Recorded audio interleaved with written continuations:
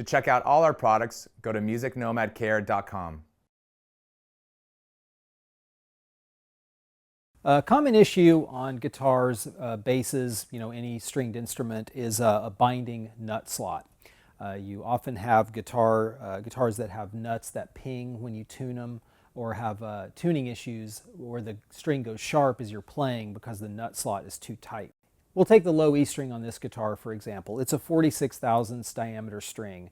Maybe you have a file that isn't quite big enough for that string, a little undersized, so you need to figure out how to open that slot up. Or maybe you have a 46 file, but you want to make it a little bit bigger for a 48, and that's the only file you've got.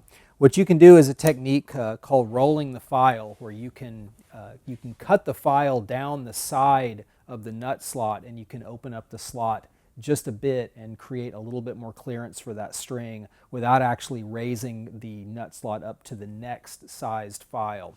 So if on this guitar, what I would do to do that is I would loosen my string, take it out of the slot, and then I'm going to hold my file at a bit of an angle, and I'm going to come down, I'm going to saw down the side wall of the nut slot and just roll it down into the bottom of the slot. I'm not really filing on the bottom.